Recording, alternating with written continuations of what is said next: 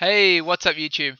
Yugioh God 1000 here, bringing you my 2014 April format Evilswarms that I've been playing on my channel for the past few days, and I'm just letting you know that it's a really good deck, very solid, and I'm very happy with how I played. Without further ado, let's get into the deck profile. So obviously, one rabbit because of the triple heliotrope.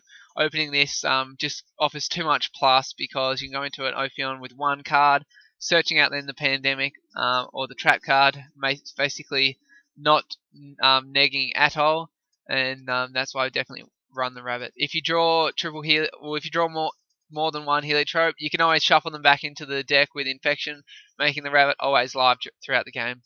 And obviously self-explanatory, that's why I run the triple heliotrope, which you can also beat stick over Thunder Kings with, etc. And also extra normal summon fodder for Castor, which we also play in at 3. Being a warrior, we play Rota with it as well. Just probably the main Evilswarm, being able to do first turn Ophion, that sort of thing. Next we run obviously triple Thunderbird just because it runs away whenever something tries to destroy it. It's really hard to kill. Your opponent would have to use 2 resources to kill it, and it comes back even stronger, making the XYZ plays really easily because it comes back and then you can just normal summon once and go for an Exceed. Next, obviously the triple Kyrkion, the best Evilswarm off the mole.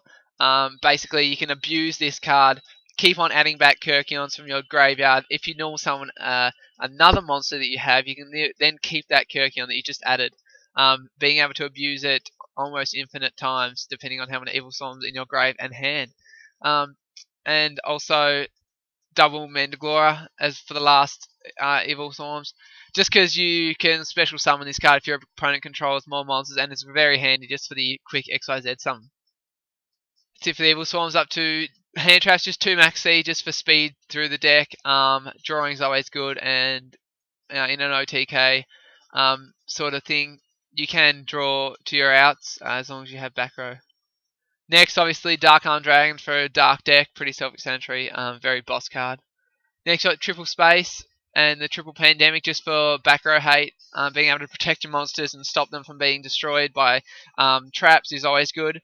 And that's also why I run Double Dress, just because you can protect it from being destroyed. And also, if your opponent would happen to get out of an XYZ, like Honor Arc, to take it, if you dress it beforehand, they actually can't target it. But you got to keep in mind that you can't do this when it's already being targeted, because if it resolves back, it can't actually stop it from being targeted because the targeting has already taken place, so it won't work. So you have to activate Dress on the summon or before they activate the effect.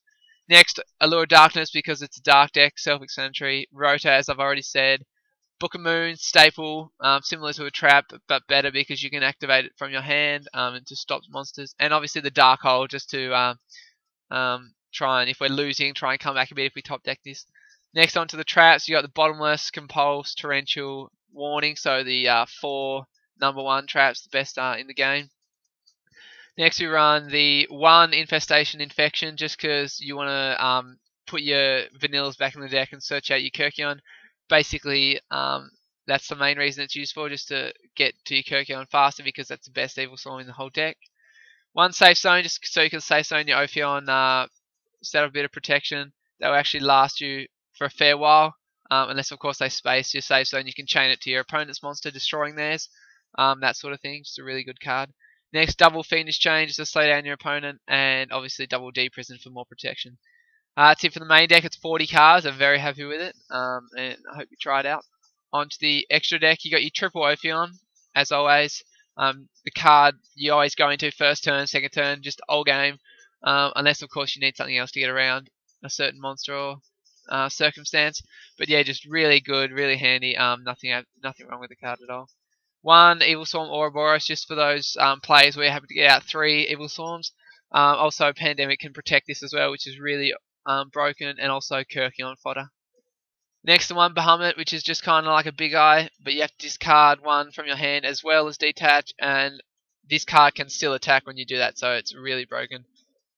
Obviously, the Evilswarm Exeter Knight, again, Pandemic can protect this, so yeah, just makes it even more broken in this deck, and also Kyrkion fodder.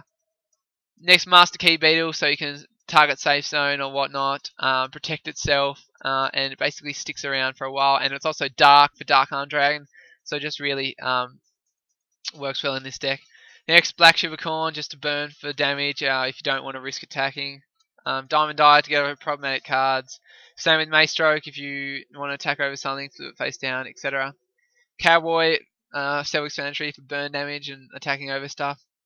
You've got the Honor Arc, best, probably apart from Extra Knight, best rank 4 in the game. Being able to steal opponents' monsters for free, basically, and then still being able to attack, just it doesn't get any better than that. Larval Chain, set up your graveyard for Dark Arm, maybe more Kirkion targets, etc. Dagosta Emerald to keep resources in the deck that you can then search out with Infestation, Infection. Also getting a draw off Emerald is very good. And obviously rounding up the last XYZ is a Abyss Dweller, just because going into graveyard against graveyard decks, being able to shut them down for an entire turn is really handy. And I would never run a XYZ deck without Abyss Dweller. So that's it for the deck, guys. I hope you enjoyed this video. Make sure to give it a thumbs up. Let me know what you think in the comment section down below. Please subscribe to my channel. I really appreciate it. But apart from that, make sure you try it out for yourself. Trust me, it's really good. And check out the videos in my channel of the live duels that I've been doing with this deck to yeah, give you a heads up of how it runs. But apart from that, Yugioh God 1000 signing off.